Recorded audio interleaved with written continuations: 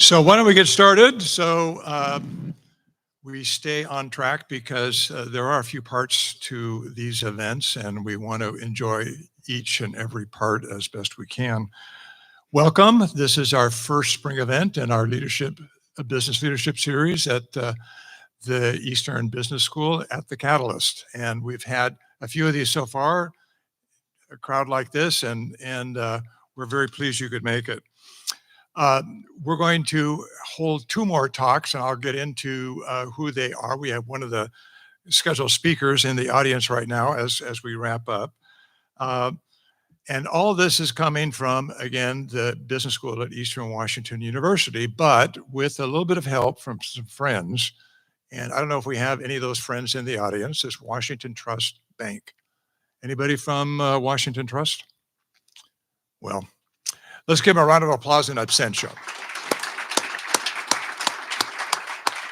So there's basically three goals, especially for the students in the audience in these events. And we want you to hear from some of the business people who were once in your seats and basically tell their story, how they got there, what they do now, and by the way, what they're looking for in new hires, as some of you students will be in just a few short months.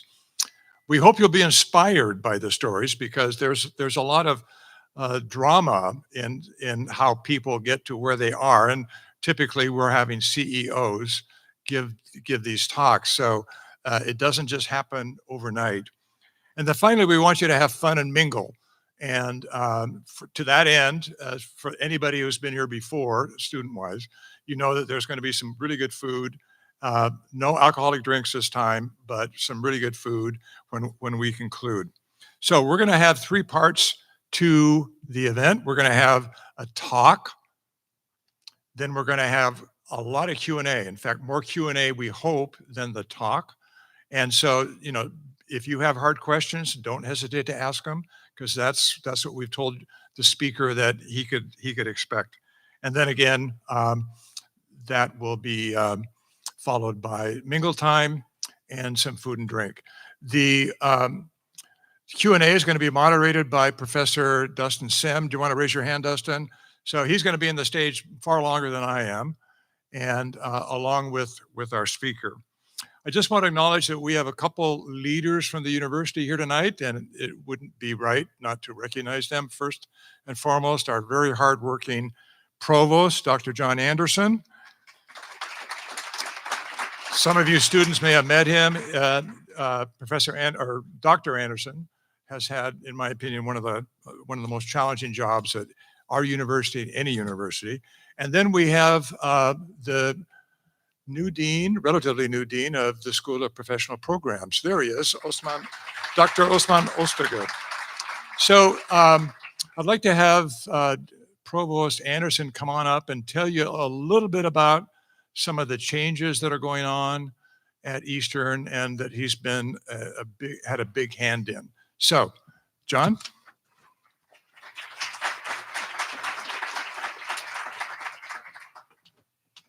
Shook my own hand. Nice to see all your smiling faces. John Anderson, I'm the Provost and Vice President for Academic Affairs at Eastern. Thank you all for being here. Might be helpful if I put the right side of my paper up. So welcome to the EW School of Business Lecture Series. This is a platform where industry leaders and innovators and scholars share insights that bridge the gap between academic learning and the real world and their applications. You might have heard about Eastern. We are the region's polytechnic.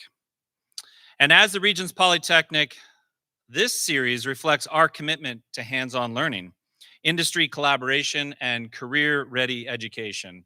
I like to talk about moving out of the books and into the businesses and from the classrooms and into the community. And here we've actually flipped that. We've brought the businesses to the books and the community to the classroom. So thank you all for being here. Each lecture through this series brings valuable perspectives on the evolving business landscape, and inspiring students and professionals alike to drive innovation and leadership in their fields. You'll meet our speaker tonight, Gordon Hester. He never keeps it under 60 miles an hour on the freeway in his Hellcat or in business in his role. A quote from a few years ago, and in a spotlight with Greater Spokane Inc., Gordon emphasized a customer-centric business philosophy, stating, "Our business philosophy has always been to do everything we can to create customer success. And if you are customer-centric in all your decision-making, the success in your business will follow." And I love that. Everything about that. Because here at Eastern, we mirror the same thing. Here at Eastern, we do everything we can to create student success. And if we are student-centric in our decision-making, the success of the university will follow. Thank you for being here, and enjoy the evening.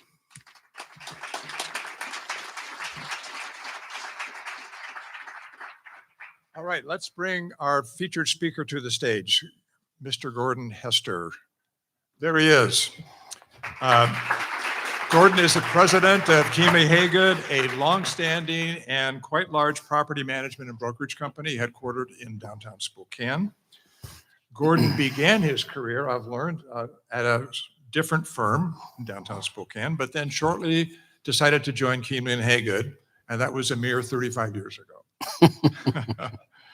At Kiemle and Hagood, he served as the vice president for commercial real estate for many, many years before becoming president and CEO 6 years ago.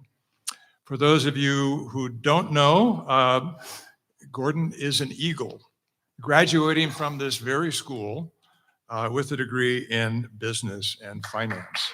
So welcome, Gordon Hester. Go Eags.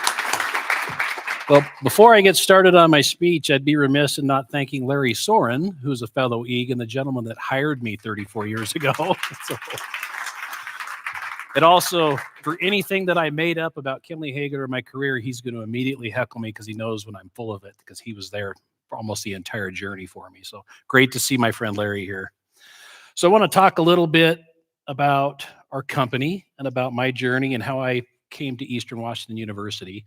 I started my college career south of here at WSU, and thought I was going to be an electrical engineer, and that lasted about one semester, and realized that I really wasn't cut out to be an engineer, but spent my first 2.5 years of college at WSU, managed to run out of money, managed to lose my enthusiasm for an education, and went on what I told my dad was a sabbatical. He didn't call it that, but I was a truck driver for a while. I worked on a landing for a logging company, cutting timber to length and limbing trees, and I also worked in the sawmill.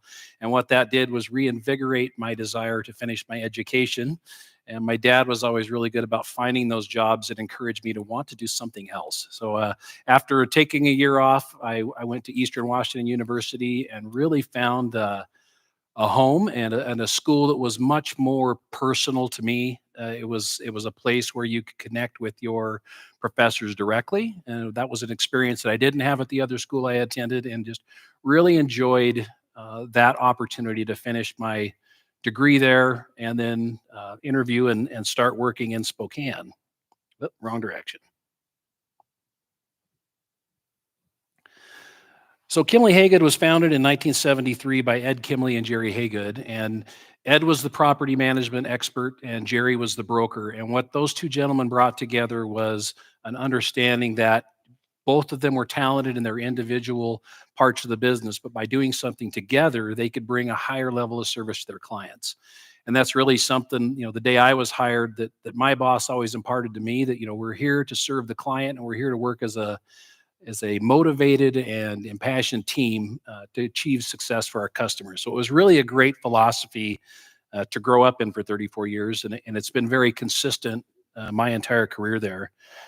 We have 2 offices in Spokane, one in Kennewick, one in Coeur d'Alene, one in Missoula, and our current portfolio is about 15 million square feet. And anywhere from Missoula, Montana to the Yakima, from the Canadian border to Walla Walla. We manage a lot of different product types. So it's maybe shopping centers, maybe high-rise office buildings, maybe little small single-tenant retail, but it's really kind of a unique and fun portfolio to be involved with. We do property management, leasing and sales. We do facility management and maintenance. We also do residential property management, and we do some development of low-income housing. So we have some very good clients in the Spokane area that sponsor some of the low-income housing that we get a chance to develop and then manage for them. So it's been a really fun portfolio and fun group to work with. You know, one of the things that Larry was very adamant when I first started at Kiemle and Hagood is you have to understand the value of community involvement. And he stuck me on the board of the Northeast Community Center Association very early on in my career at Kiemle Hagood. And as you start having the opportunity to meet people out in the community and understand the value that participation brings to you and your business, it was just an incredible lesson that I think the company today still values very highly. And we were talking the other day that we have almost 50 different organizations that our employees either participate on boards or volunteer in, and it's really gratifying to see them understand the value of understanding your community and how you fit into that community as a business, how important that is. So that's been very fun. They asked me to paint the picture of real estate, and I get asked this question a lot. Well, how's the market? And actually, somebody asked me that tonight. How's the real estate market? And my stock answer is, it depends. You know, and it really, when you look at the real estate market, there are certain aspects of the market that can be like the Mona Lisa, and then there are certain aspects of the market that look like me finger painting on the floor. So it's really understanding what makes up the real estate market, and we take a look at the market a couple different ways. You know, we look at the type of building. So the office market is certainly different than the industrial market. And we look at the retail market. We also look at the quality of the product. So we refer to that as Class A, Class B, and Class C, with A being the newest product with the most amenities, B being kind of an average product, and C being the older, you know, less desirable properties.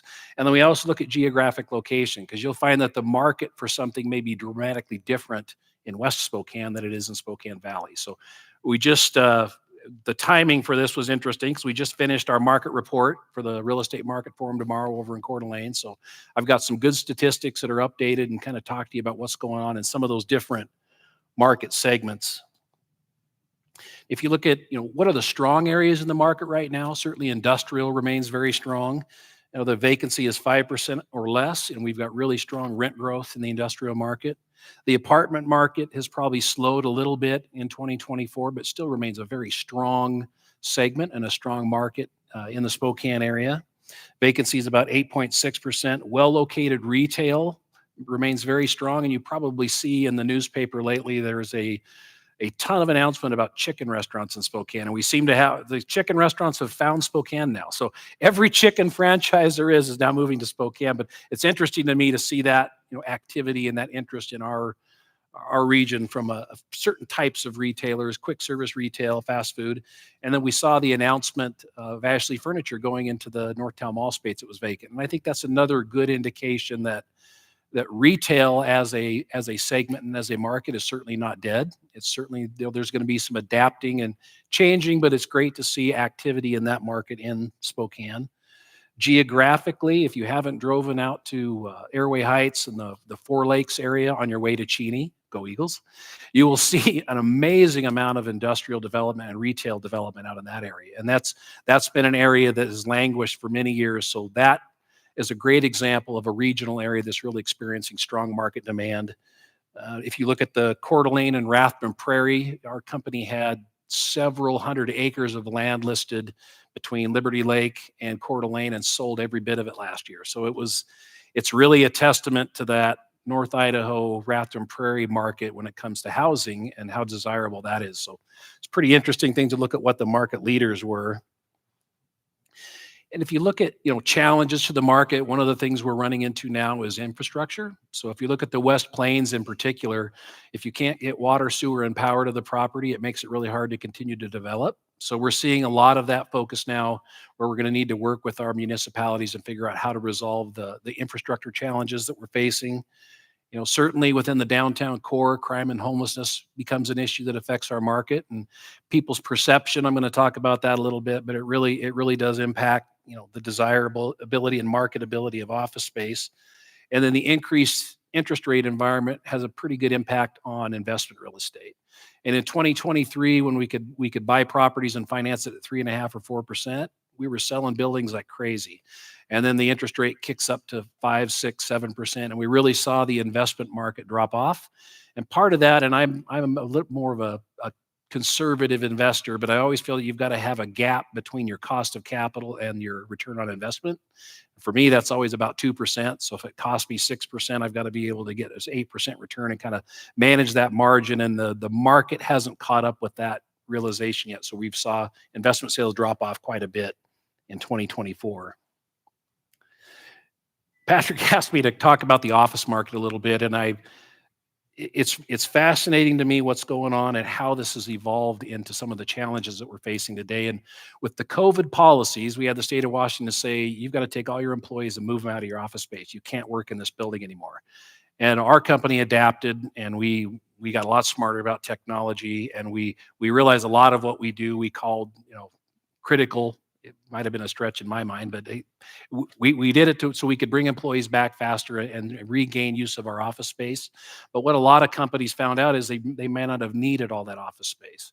So we saw an artificial shift in the demand curve for office that doesn't necessarily rely on traditional supply and demand. And I never thought I'd use a shift in demand curve ever when I graduated my economics class at Eastern, but I watched it in real life, and I watched how it happened, and it immediately shifted the demand for office space.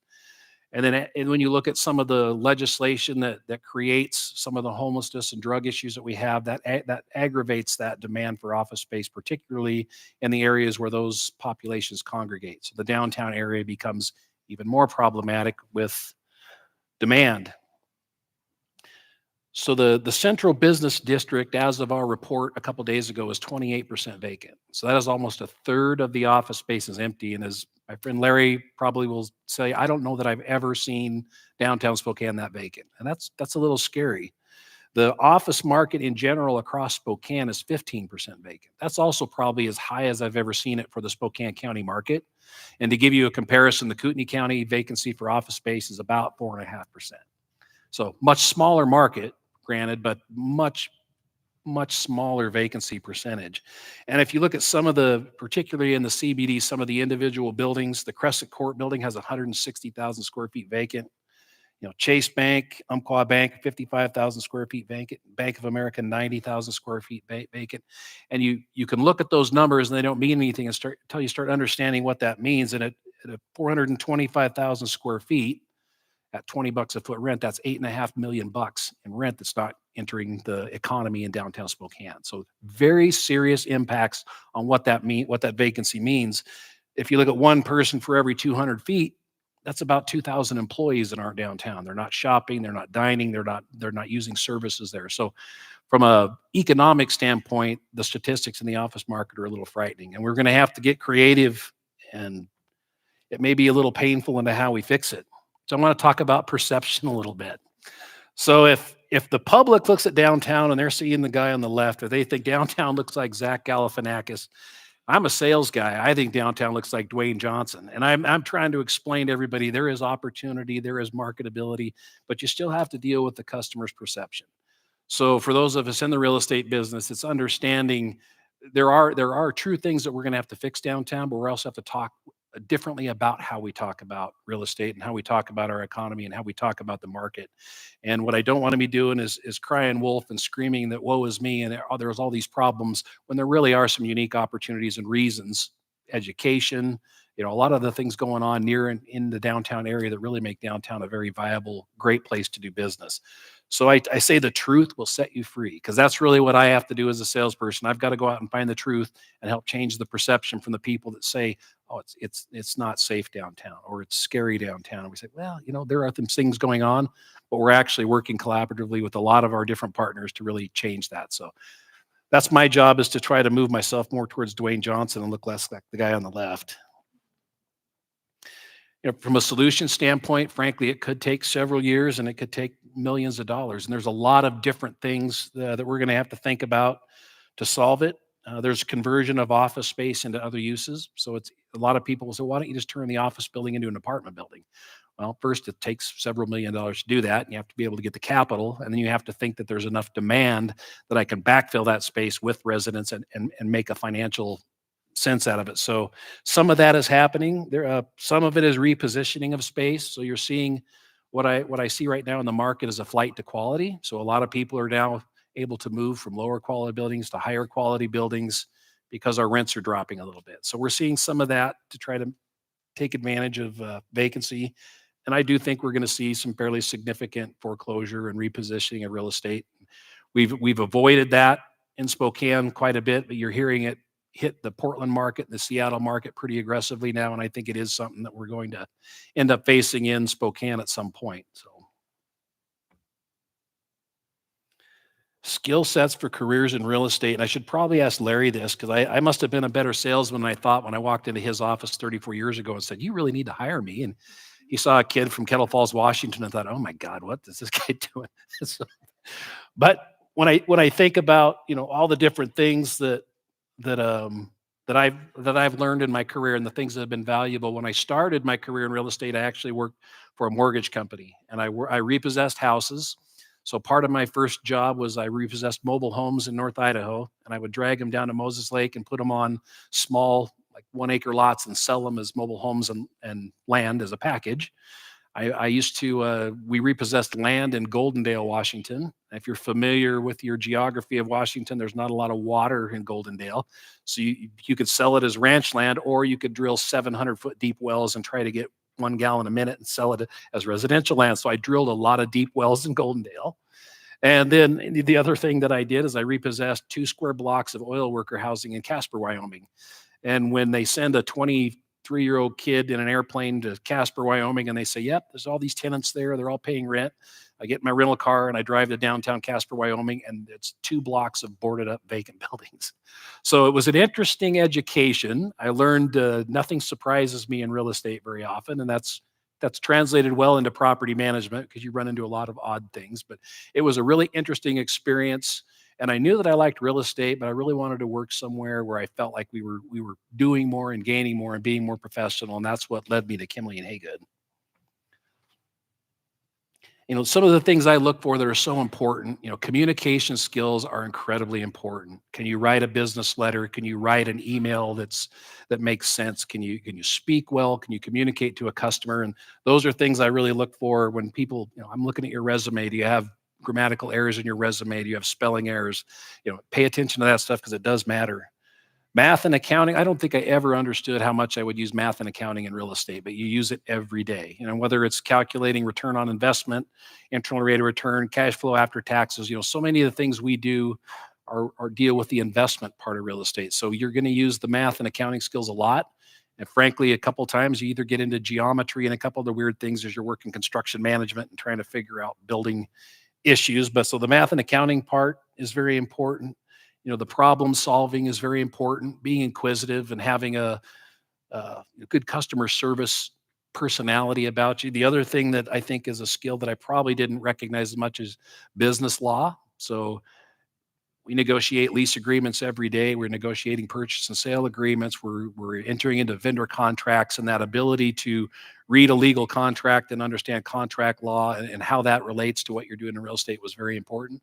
So when I'm interviewing people, I'm looking for, have you taken a business law course? Have you taken a real estate law course? Do you understand kind of that obligation and the seriousness of your role in helping execute some of that at the company? So those are good skills and things I look for. And probably the surprising thing for me is the other courses you take at Eastern that apply that I never had any idea that would apply. So, and I can talk about this gentleman because Larry knows who he is, but we had an owner that was a client, that a very, very wealthy, serious business person, multimillionaire, was, large CEO of a regional bank. I mean, just a very sophisticated gentleman. And he would come into our office every quarter and he would want to talk about his real estate investment. And he would bring Larry and I into the conference room and we would talk about what we were doing and we would talk about the economy and politics and the building. And I've never met anybody who's more serious about business, and his time than that gentleman. And it taught me to be efficient. And Larry and I were laughing that you would be talking and explaining something to him. He'd look at his watch and he'd give you these verbal cues of speed it up, kid, speed it up. And so I learned from that. And Larry and I were, when he looks at his watch, go to the next topic. When he looks at his watch, go to the next topic. And I was really intimidated by him the first couple meetings we had. And I have no idea how it came up, but at one point we were the concept of geology came up, and we were talking about the basalt flows across central Washington and the Great Missoula flood and how it helped form the geology that's in Washington. And this gentleman had a real interest in geology. And I was thinking, thank God my professor at Eastern helped get me interested in geology, because I could carry on a conversation with this business person outside of the business. And it helped me connect with him a little better by having that rounded experience and taking some of those courses that I probably never gave a second thought to. And the other thing I laughed about is this gentleman also owned a very expensive fly fishing rod company, and he was very passionate about fishing. So all I had to do was bring up, hey, where'd you go fly fishing last month? And you could break the ice and learn to communicate with this person on a level other than just on a business basis. So from a student standpoint and a career skill standpoint, that ability to make a connection with your customer is so important, and it really allows you to be more human. It allowed me to get over that feeling of anxiety every time I had a meeting with him, because he was going to terrify me for how serious he was, but it was pretty fun. You know, when I look at our company, one of the things that I think that makes us different, and I learned this from Ed and Jerry, and I learned it from Larry, and I've learned it from all my predecessors, you really have to be an evangelist about what you do. And you have to care about your customer, and you have to care about your employees. And so nothing gets me more excited when I can get up there and make a pitch for why you should hire Kiemle Hagood. And I remember being over in Seattle talking to a very big customer that had about 3 million square feet. And I was pumped. I knew we had it the minute we walked in, and I was so excited. And I could talk to them about, this is why Kiemle Hagood's different. This is why we're going to manage your real estate for you better than anybody else. And that ability to connect and be passionate about what you do is so important if you're looking for that career success. One of the things I learned early on in my career is, you know, when you start, I'm always going to my boss and saying, well, when am I going to get that cost of living increase? When am I going to get another title? And when am I going to get moved from a cubicle to an office? You start thinking about your value as it relates to a very specific individual value of yourself. And what you realize at some point in your career, the value you bring to the company and the value you bring to the customer is so much more important. And the minute I quit thinking about, well, I'm going to get a 2.5% cost of living increase, and started thinking about, I'm going to increase the return on investment in my client's building by 10%, it flipped a switch for me. And I realized it's not about the value I bring for my little individual self. It's the value you bring to your customer and to your company. And I remember that point vividly in my career, sitting in my boss's office, doing my annual review, and having him look at me and he goes, you're a different guy. You're different than you were a year ago. And it was because I was able to see that. So, you know, having that understanding and the bigger vision of the value you bring as an employee to your customer and your company, I think really will help you progress in your career at a much significantly faster level. The last thing I talk about is understand your why. You know, why do you do it? And Dr. Osmond was laughing at me. I had a video on LinkedIn with me and my grandson being silly the other day. And, you know, having that opportunity to think about your family and what's really important. I mean, these jobs are important and the customers you meet are important, but you're really doing it to take care of your family and the personal things that are important to you, whether it's chasing Nerf darts around my living room, whether it's admitting to the fact that I have a problem with dog hair on my couch, or whether it's volunteering at the fire department and helping little kids understand that firefighters aren't scary. I mean, all of these things round you out as a person and really help you understand your why and why we do this stuff that we do. And certainly participating with Eastern Washington University has been such a blessing for me. And I'm so excited about what I hear about the university and the staff and just the enthusiasm you feel for the Eagles. It's really exciting. So I'm super excited to have a chance to visit with you today. Look forward to answering any questions. And that's my story. How can I help you guys? How about a round of applause? Thank you so much. Professor Sem, do you want to come up? And the way this will work now is Professor Sem's going to ask about 3 questions or so of Gordon. And then we want you to be thinking about the questions you'd like to ask, and don't be bashful. I'm talking especially to students. this is your opportunity to pick the brains of one of our leading business people in Spokane. So, and by the way, I was remiss in letting you know who I am. I'm not just some gray-haired baby boomer just moonlighting here for the university, but I do run something at the university called the Institute for Public Policy and Economics, and my name is Patrick Jones, as you may have heard. So with that, Dustin and Gordon, go at it. Hi, Gordon. Can you all hear me? All right. So I looked through not just this, but what you sent us before. And one of the things that jumped out to me that you also mentioned here is, I mean, I never knew you would repossess mobile homes and drive them somewhere else. I thought that was pretty funny, but it made me wonder, was real estate really your first choice? Or in college, what was the shift that brought you into real estate? So I don't, from a property management perspective, I don't know anybody that ever got into property management with the intention of going into property management. It's kind of it's a profession that everybody falls into. So when I had my finance degree, I thought I would think I was going to be a stockbroker. I was going to be a banker. And so I interviewed with the FBI and their accounting division. I interviewed with Radio Shack to be a store manager. When you graduate college, you're just trying to find that job. So I needed to pay the rent and find a way to take care of my family. And I interviewed for a job with the mortgage company as a contract buyer. And my background throughout college, I worked a lot of blue collar jobs, worked a lot of construction. And he goes, I don't think you don't have the experience to be a contract buyer, but I think you'd be a great property manager. And so they threw me into property management, and you kind of fall into that and realize, within that particular job, I got to use my accounting, I got to use my finance, I got to use my construction.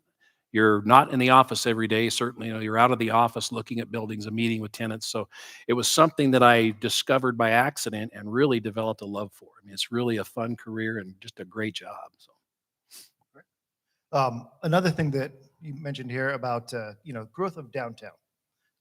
How does the North Bank, Kendall Yards, all that stuff on the other side of the river? I've lived here most of my life. Left for a little bit, came back. I like to see that development, but I also, when I go there, don't cross the river anymore.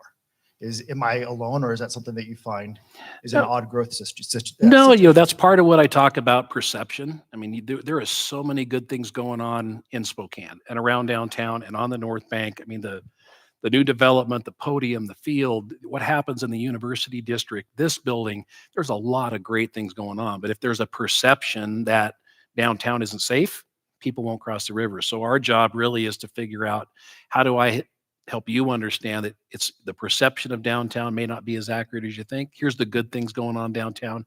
And really, the more positive energy and positive foot traffic you can bring also helps fix some of that concern about downtown. So my wife and I had dinner down there last weekend. We were out on the street at 8 o'clock, and it was terrific.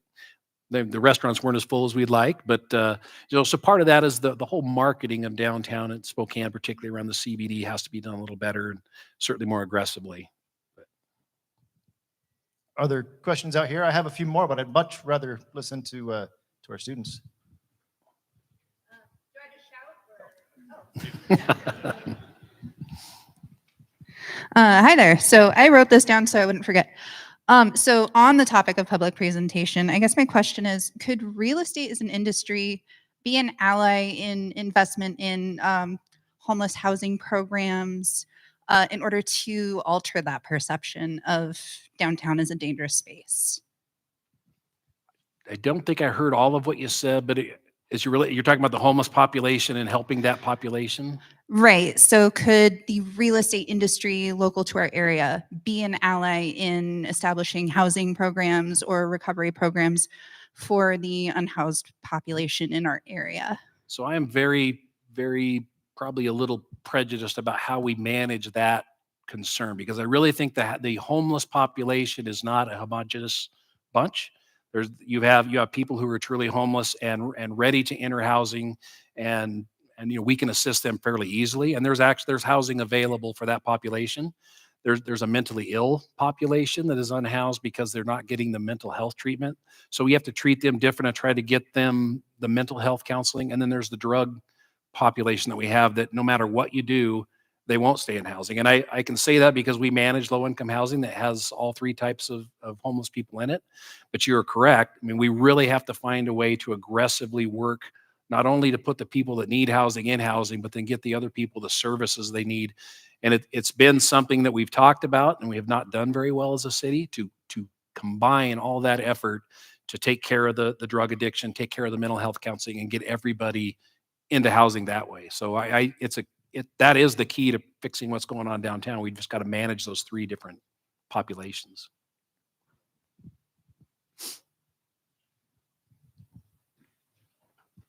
I work in residential real estate, and I know that there's like a big talk about trying to eliminate the agent with like companies coming in to kind of replace the agent. Do you think that will come to fruition, or do you think there'll always be a salesperson in the middle of transactions?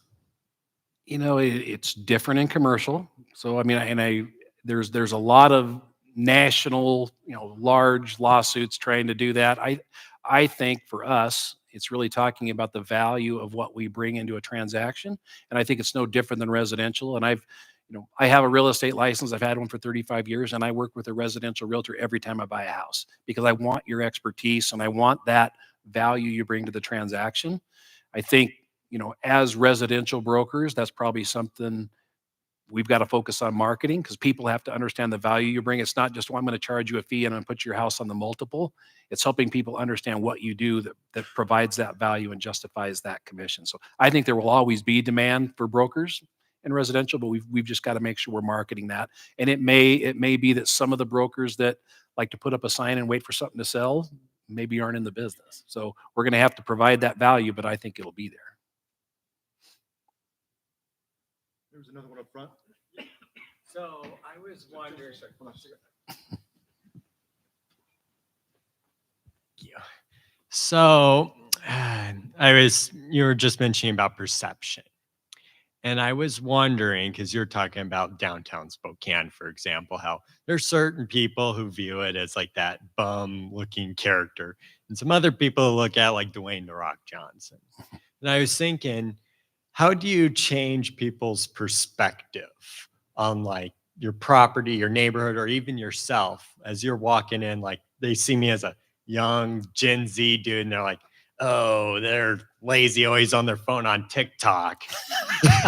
How do you change that perspective where it's like, no, they're not like that little bum right there, always on their phone complaining. They're more like a Dwayne "The Rock" Johnson person.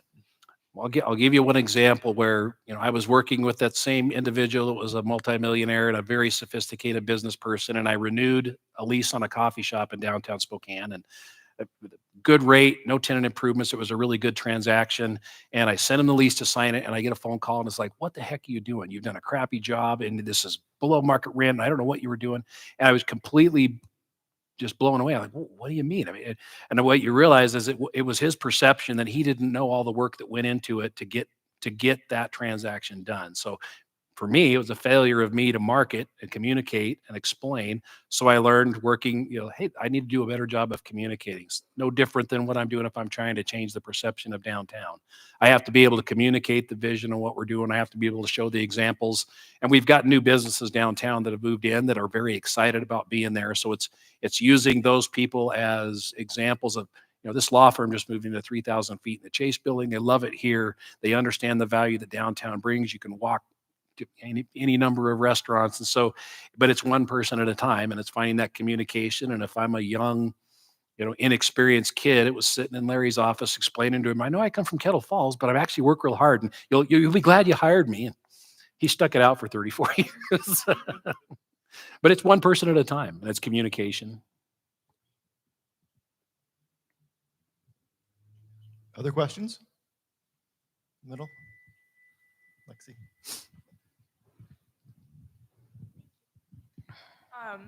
So I'm a student in a class right now where I'm working with a small business downtown who is struggling with getting recognition just based on walking traffic and social media and stuff like that.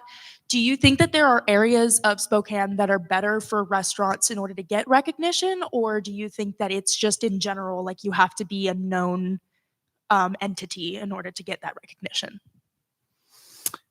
From a restaurant standpoint, this sounds like a bit of a, cop out, but location is important, and it's being able to. Can your customers find you? Can your customers park there? Is it convenient? And I'll use an example. I was up at Northtown Mall going to Bonefish. great food, great atmosphere. My wife and I went for dinner there, had a wonderful meal. For an hour and a half, we were the only people in the restaurant. And there's, I don't know how many people sit in that restaurant, probably 200. I mean, that's terrifying as a business owner if you're sitting back there seeing me and my wife as the only people in your restaurant for an hour and a half. So, and that you would assume great location, plenty of parking, but something within that marketing mix isn't connecting with the customer. So whether it's social media, whether it's advertising, where is your customer? Where are you trying to draw them from? And is that location good for them? And I think, I would have guessed that was a great location for a restaurant. I would have been wrong, but and you see it downtown, somebody moves 2 blocks and their business explodes.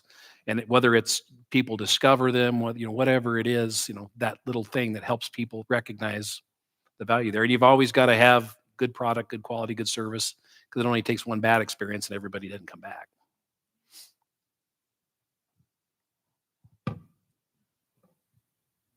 Hi.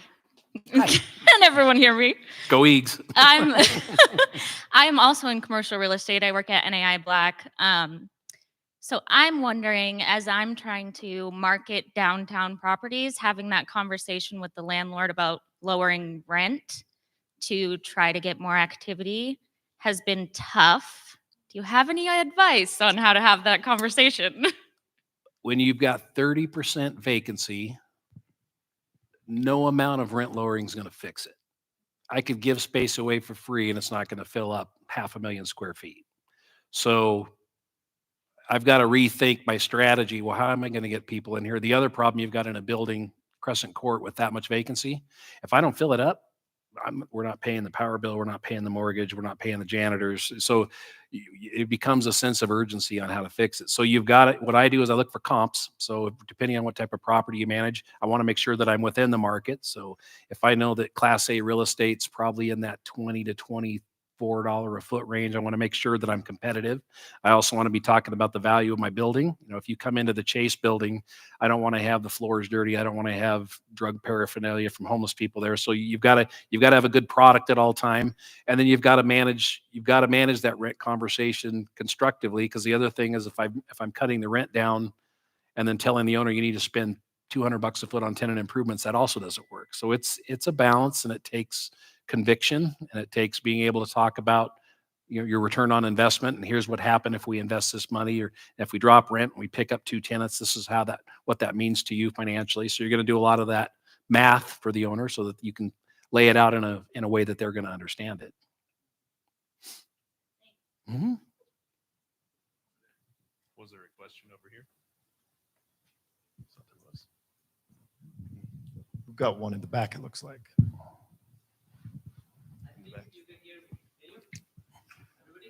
Yep. Just for YouTube's sake. Yeah, appreciate it. Thank you. Hi, I'm probably the only guy who's not from business. I'm from computer science. So very nice to have you here. Thank you, whosoever hosted them. So my question is not related to business, I would say, but I have seen like there are so many technologies coming up, so many tools coming up. Like we can talk about AI, machine learning, and so many other things other than that. But I've seen, like you were talking about the restaurants that are not being, and I have also seen other businesses that are going out of business. And I've also seen that people or the business owners, maybe like real estate owners or somebody who's owning a restaurant or any other local businessman, they are not using those technologies as of now. Like I have tried to reach out to them. I was like, I can make things for you. You just give me what to make. But like, it's not as easy for them to think that way, that okay, how we can use the technology to outgrow our business and reach out to more people. So I just wanted to ask you, if you like, how do you think can this technology like AI or whatever technology can help, one, real estate, and two, any other local business that is going on and could go out of business, but we can help them in some way or the other? So part of that is having a credible message. And I would say that because I get 100 emails a day from people telling me that AI is going to fix commercial real estate. So technology's always been around, and technology has evolved, since I started 34 years ago. So the connection you've got to make if you're in the technology business is what specifically is that going to do for my job to either make it easier or make it more profitable. Because that's really the way I'm going to look at it. You know, could it make me better at what I do so I can provide better service, or is it going to make my company more profitable?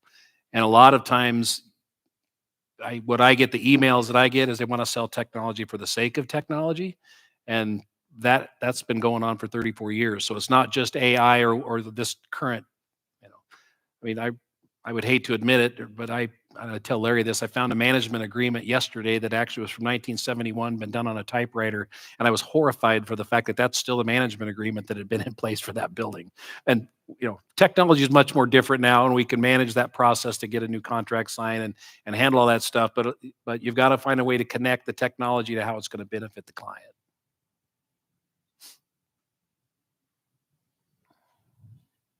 Do you have other questions in the audience? Got a couple. Hi, I want to go into real estate, and so I guess my question is, do you have any advice on someone who wants to go into this and is still in the early stages? I know you said you like to see people that take business law and real estate law. Anything else? You know, like I kind of mentioned, I fell into real estate by accident, and there's a lot of different careers that are around real estate. So there's banking, you know, there's real estate departments within banks. There's corporate facility real estate. So people that manage the real estate that the business is in. There's third party real estate companies like my company. There's residential real estate. So if you like the topic and the general idea, don't be afraid to put your foot in and start somewhere.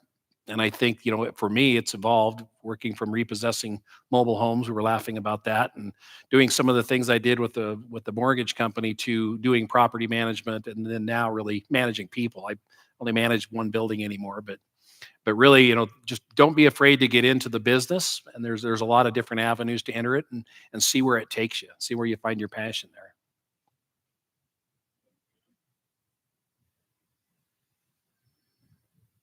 I think there was a couple more back there still. Yeah.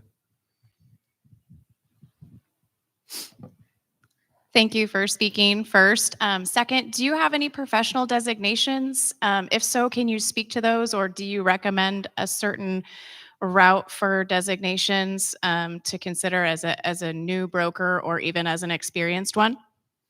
I have no professional designations that deal with real estate. All mine deal with the fire department. So it's weird because that's where I gravitated to get my, you know, fire instructor 1 certification, my hazmat certification, and all that other stuff. But you know, CPM IRM is a great, you know, the CPM is a great designation for the property management business. The SIOR for Society of Industrial and Office, you know, that's a good one for brokers. CCIM is a great broker designation. So what I would do, look at where your interest lies. Is it more in a transactional basis or a management basis? And all of those designations are great. I mean, I think it helps give you validity to what you're doing. And you know, for whatever reason, I was always off doing something else and never got around to it. But we have several people in our company have designations both through IRM and BOMA, and very valuable. I thought I saw one other hand up back there. No? Oh, yep, there we go, right in the middle. Pardon me. Thank you. Yeah, just curious about what you might see coming on North Division with all the changes that are coming there as it's displaced by the North Spokane Freeway. We have a transit-oriented development bill going through the legislature right now. Just curious about what you might see coming. I'm not sure. I mean, with change always comes opportunity. So if you take freight and that type of traffic off of a street that's better for retail, and it doesn't impact the retail and the interbusiness traffic and that kind of stuff, I think that's good. But it depends on, you know, how is your access in and out. And you can look at it. My friend Carl here from STA, you know, the line we did downtown and all that type of stuff that STA, it could have been horrible or it could have been great. And they really did a good job engaging the public and saying, all right, so how do we make this something that integrates traffic with the business, and people that don't want to, or that are passing through, aren't inconvenienced, but the people that want to stop and shop and participate in the real estate can. And I think you see that as a great example. And mean, I don't know how many years you guys worked on that plan, Carl. It seemed like we had 2 years of meetings before we built bus stops. But really, it was a very engaged process where they say, how do we make this an amenity? And North Division is going to be the same way. How do we make sure that what we're doing isn't just taking people and moving them? It's creating an amenity where people that want to be there and shop and visit the businesses can, and the people that want to get through town from a freight or whatever standpoint can as well. And I mean, we manage a lot of real estate on North Division, so I've got a lot of concerns about it too. How's my traffic? How are my people going to get in and out of their building?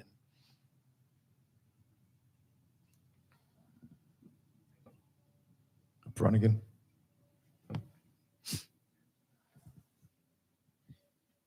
So I've been hearing a lot of real estate experts here in this room, and I've been seeing a lot of new real estate companies popping up in Spokane. I've lived in Spokane all my life. I've seen them come, I've seen them go, and I've been seeing a lot of realtors on TikTok posting videos and stuff.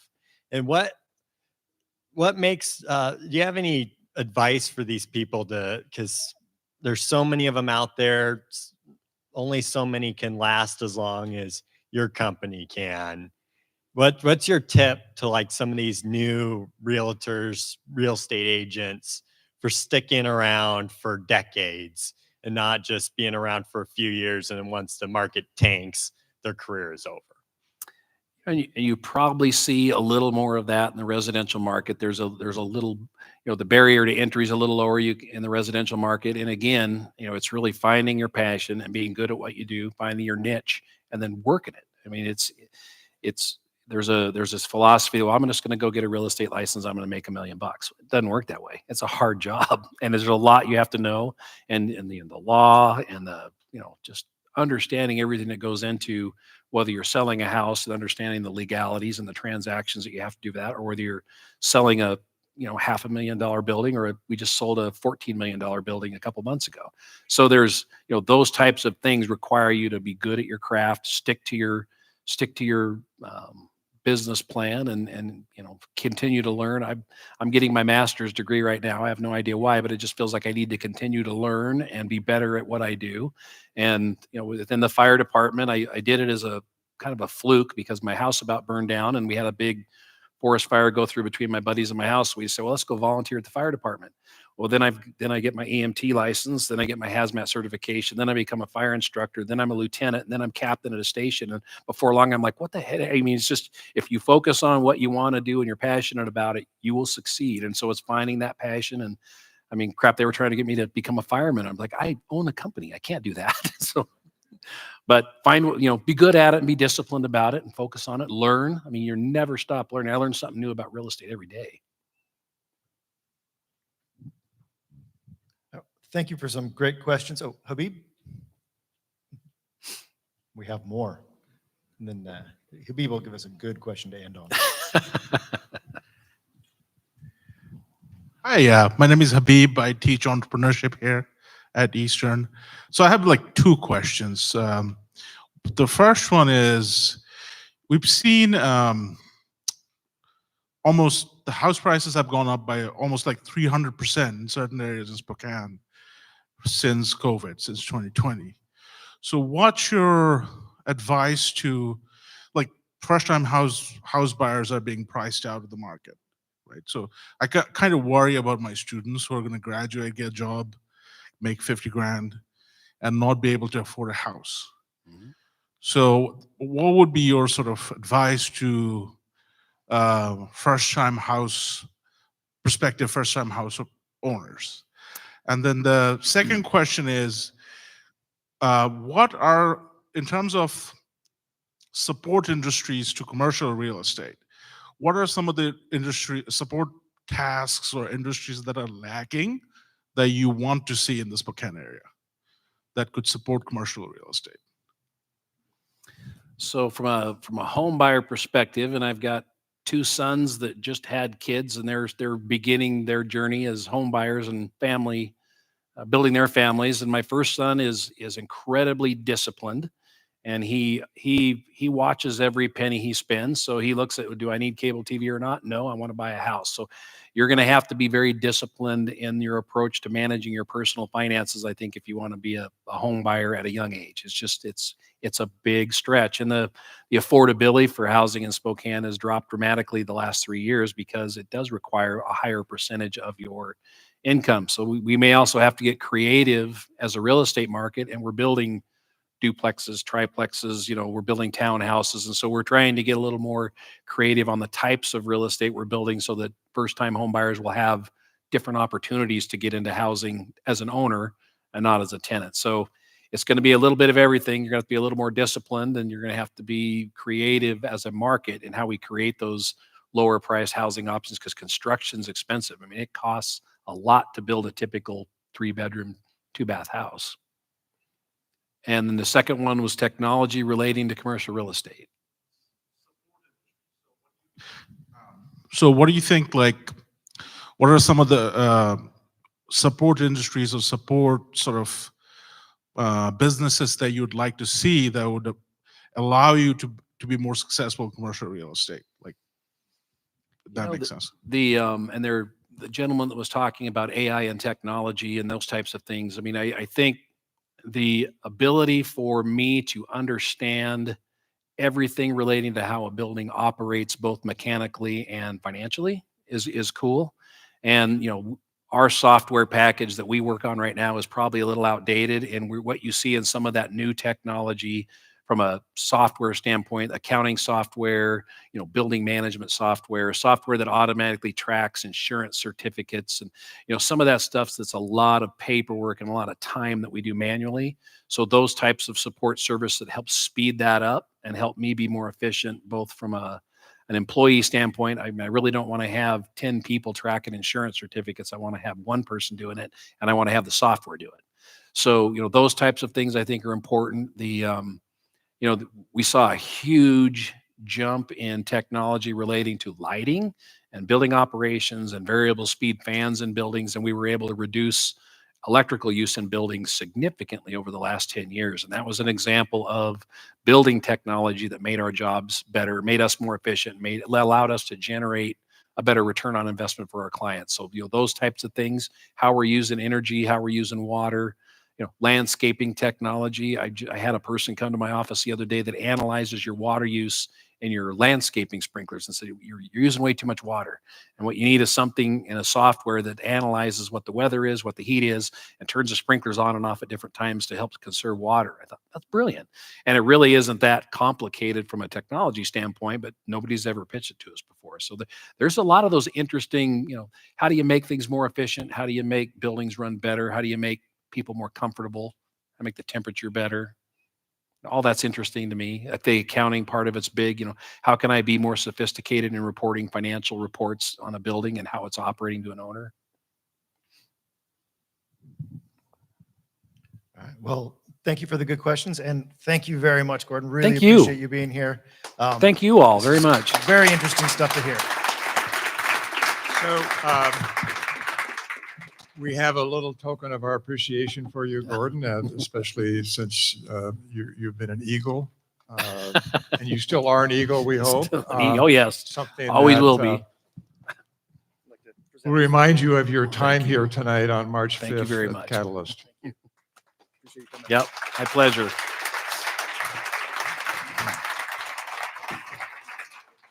And so now I believe it's time that we move on. Oh, no, you've got your next introduction. I forgot about that. Sorry, Patrick. Yeah, so I just wanted to say thank you all for coming. Now is the time for the food. I think that's been delivered, has it not? I know, students, you don't have any business cards, but if you can just bring it to yourselves to think about talking to some of us older people in the audience and mingling, and maybe exchange something, that would be something that I think you would take away from in a very positive way tonight. So don't be bashful about some of us who look a little older than you. I also want to mention there are some brochures out there. We don't have one for every seat, but as I mentioned, these will continue, these talks. Yeah, it's a little one that Lorna produced here at at great speed this afternoon. And we have, as I mentioned, one of the speakers in the audience tonight, Michelle Hagee, who has had a wonderful career expanding this Spokane-based firm called Digital Hagee, now DH, to other parts of our state, and has garnered some really high acclaim for the work in that firm. That is April 22. So same place, same format. And then in May, we're going to have the leading fintech or financial technology company, the co-founder and CEO, a guy named Steve Hembrecht, come and tell us how that happened. So mark your calendars for May 20th. So with that, we are done with the formal part of the evening. And again, I want to thank our sponsor, Washington Trust Bank, even in absentia. And would you all enjoy the rest of the evening? We have till the students you have about a half hour to get some food and head up to your classes. So with that, we are adjourned. Thank you for coming.